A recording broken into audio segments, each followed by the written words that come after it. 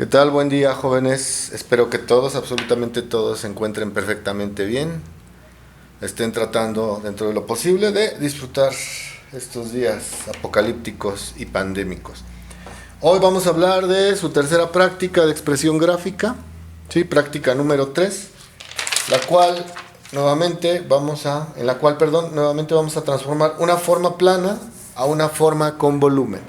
En este caso va a ser un triángulo isósceles, que para quien no lo sepa, un triángulo isósceles es aquel que tiene dos lados iguales, uno desigual.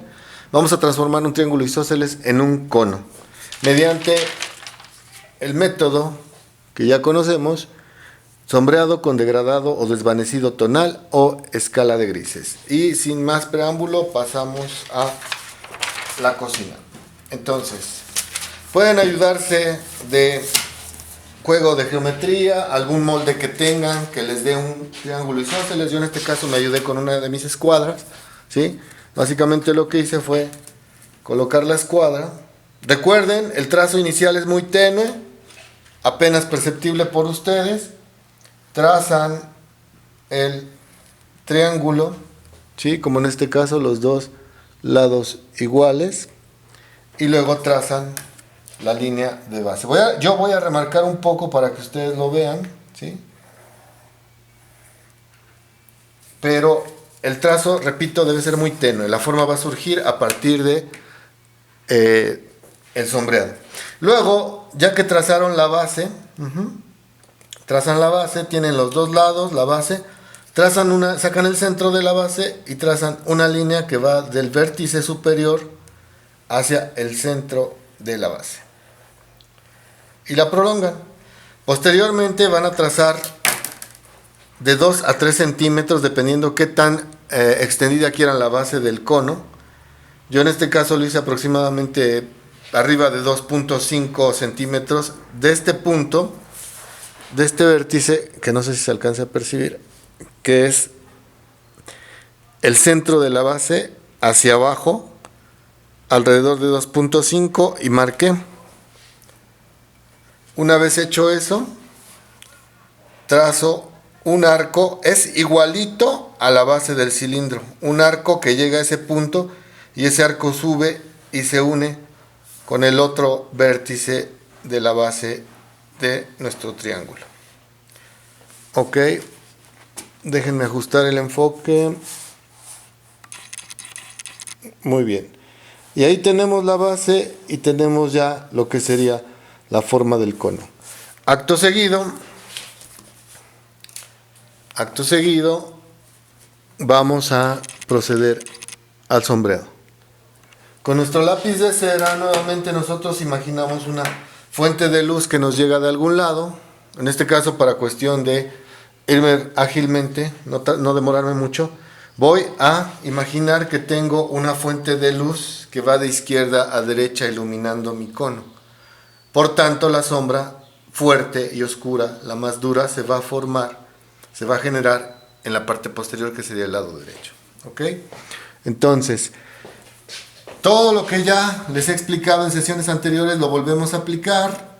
Defino primero mi límite, no saliéndome de las cosas que no debo hacer, sin salirme de el trazo que ya hice. Y luego, elipses, presión en el lápiz, llego hasta el borde, la línea curva que va a ser la base, marco el límite, de ahí no tengo que pasar, voy subiendo el tono. Para subir el tono aprieto con fuerza,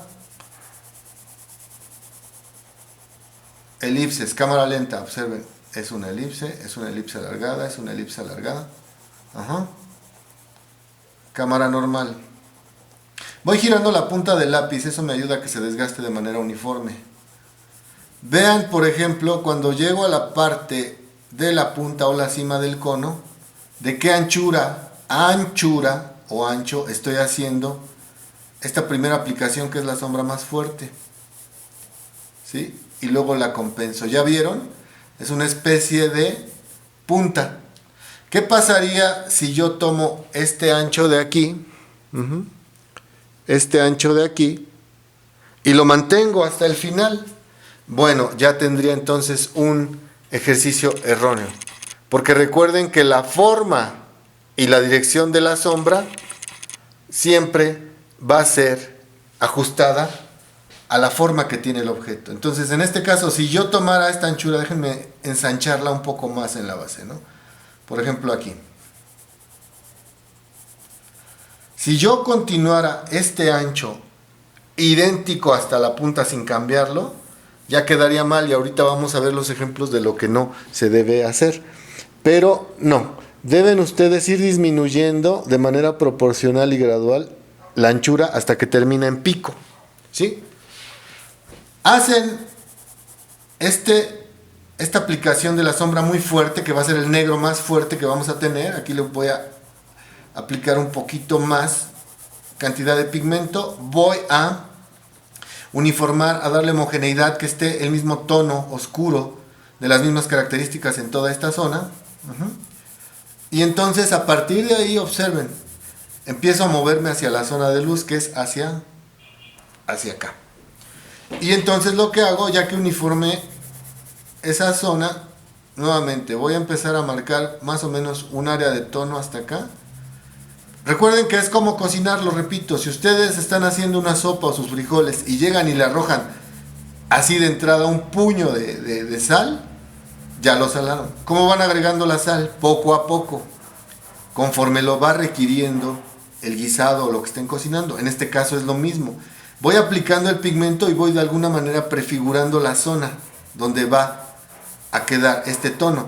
¿Ve la división? Aquí está. Es lo que les ha estado fallando a muchos. Aquí se ve la división.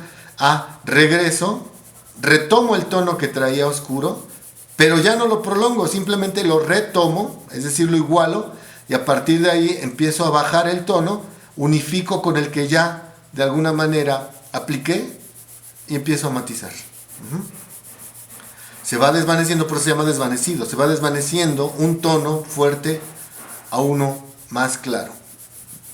¿Sí? En muchas ocasiones los trabajos que revisé de ustedes solamente se trataba de deshacer esto, que no se viera la división, justo lo que estoy haciendo ahorita. Regreso, igualo el tono y empiezo a avanzar quitando presión en el lápiz para bajar el tono. ¿Sí? Y a igualar, homogeneizar, que no se vean manchas más oscuras y otras más claras, ¿no? Que se vea un tono uniforme.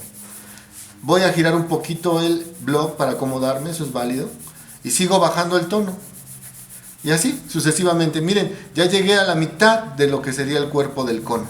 Quiere decir que más o menos a partir de ahí tengo que comenzar a bajar lo más que pueda. ¿Por qué? Porque la zona iluminada es esta de aquí. Entonces, continúan con el procedimiento. Lo dejo un segundito para que vean cómo va el proceso.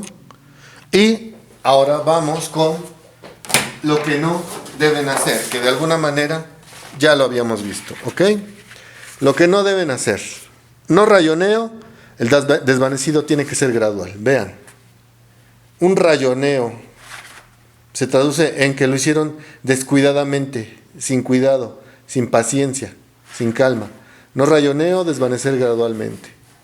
Práctica 3, el cono, lo que no debes hacer. Otra de las cuestiones, esto ya lo conocen, las amigas franjas, las divisiones, estas no deben verse. No debe verse cómo cambias de un tono abruptamente al otro y drásticamente se ve el brinco al otro. No franjas, no divisiones. Los tonos deben ir bajando en la sombra de manera gradual y natural. Por último, lo que les decía, no marcar el contorno. Recuerden, el contorno no lo marcan. La forma del objeto surge a partir del sombreado. Y la sombra sigue la dirección y la forma que tiene el cono. Aquí, por ejemplo, intencionalmente le di una curvatura a la sombra que no es normal, no existe. ¿Sí? Entonces, para que nos vayamos temprano, si su ejercicio se parece a esto o queda mucho mejor, que es posible, déjenme enfoco, está aceptado y cubierto. Si por el contrario su ejercicio tiene principalmente los 3 errores que estoy marcando, rayoneo, franjas, o se salieron del contorno y está mal la dirección y la forma de la sombra, entonces hay que repetirlo, ¿correcto? Y no se les olvide hacer la proyección de la sombra sobre una superficie horizontal. Aquí está el ejemplo. Por favor, váyanse guiando de los ejemplos que les doy cuando tengan dudas. Entonces, vayan haciendo sus prácticas. Recuerden, si no las van haciendo, se les van a acumular a final de semestre cuando las pida todas, y entonces van a estar ahí a las carreras haciendo todo mal. Les agradezco mucho, chicos. Si ya se dieron cuenta, les estoy dejando una actividad por semana y una práctica por semana para que ustedes vayan programándose cuando entran al blog a revisar qué es lo que dejé. Cualquier duda, comentario, queja, sugerencia, me lo mandan al correo y seguimos en contacto. Les agradezco mucho, mucho, mucho sus entregas hasta ahorita. Eso quiere decir que hay interés y eso me ayuda y nos ayuda a todos. Un abrazote, cuídense.